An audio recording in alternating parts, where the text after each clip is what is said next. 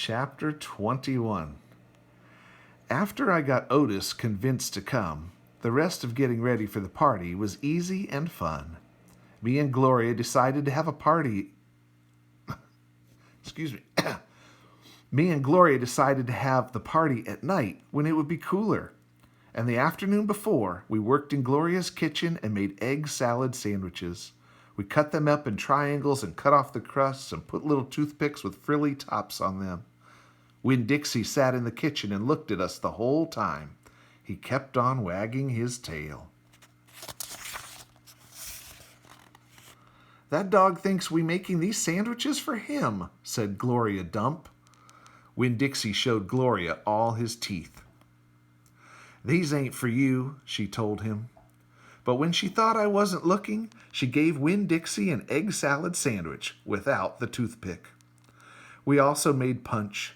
We mixed together orange juice and grapefruit juice and soda in a big bowl. Gloria called it Dump Punch. She said she was world famous for it, but I had never heard of it before. The last thing we did was decorate the yard all up. I strung pink and orange and yellow crepe paper in the trees to make it look fancy. We also filled up paper bags with sand and put candles in them, and right before it was time for the party to start, I went around and lit all the candles. It turned Gloria Dump's yard into a fairyland. Said Gloria Dump, looking around. "Even somebody with bad eyes can tell it looks good." It did look pretty. It looked so pretty that it made my heart feel funny, all swollen and full, and I wished desperately that I knew where my mama was so she could come to the party too. Miss Franny Block was the first person to arrive. She was wearing a pretty green dress that was all shiny and shimmery, and she had on high-heeled shoes that made her wobble back and forth when she walked. And even when she was standing still, she still kind of swayed, like she was standing on a boat. She was carrying a big glass bowl full of litmus lozenges. "I brought a little after-dinner treat," she said, handing the bowl to me. "Thank you," I said. I put the bowl on the table next to the egg salad sandwiches and the punch. Then I introduced Miss Franny to Gloria, and they shook hands and said polite things to each other.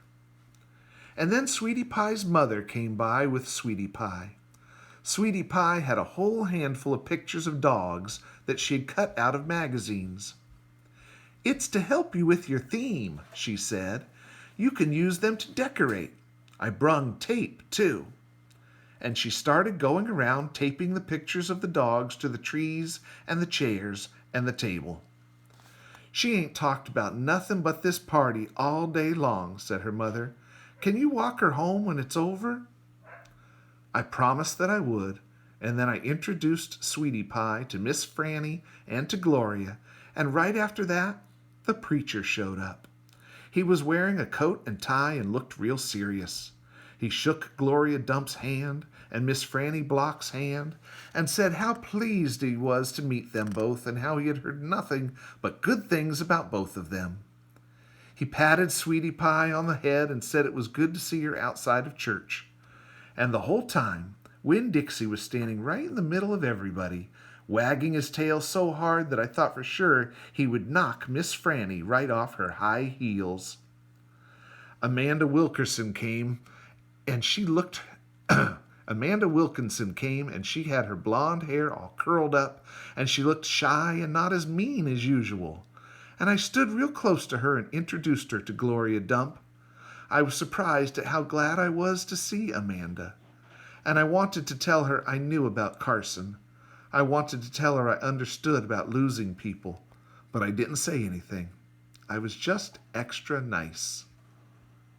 We were all standing around smiling at one another and acting kind of nervous when a real screechy voice said, "Gertrude is a pretty bird." Winn-Dixie's ears went straight up on his head, and he barked once and looked around. I looked, too, but I didn't see Gertrude or Otis. "I'll be right back," I said to everybody. Me and Winn-Dixie went running around to the front of the house, and sure enough, standing there on the sidewalk was Otis. He had his guitar on his back and Gertrude on his shoulder, and in his hands he was holding the biggest jar of pickles I had ever seen in my life. "Otis," I said to him, "come on around back. That's where the party is." "Oh," he said, but he didn't move. He just stood there, holding on to his jar of pickles. "Dog!" screeched Gertrude. She flew off of Otis's shoulder and landed on Winn-Dixie's head. "It's all right, Otis," I told him. "It's just a few people, hardly any people at all." "Oh," said Otis again. He looked around like he was lost. Then he held up the jar of pickles. "I brought pickles," he said. "I saw them," I said. "It's just exactly what we needed. They will go perfect with the egg salad sandwiches." I talked to him real soft and gentle and low, like he was a wild animal that I was trying to get to take food out of my hand. He took one tiny step forward. "Come on," I whispered. I started walking and Winn-Dixie followed me. And when I turned around, I saw Otis was following me too.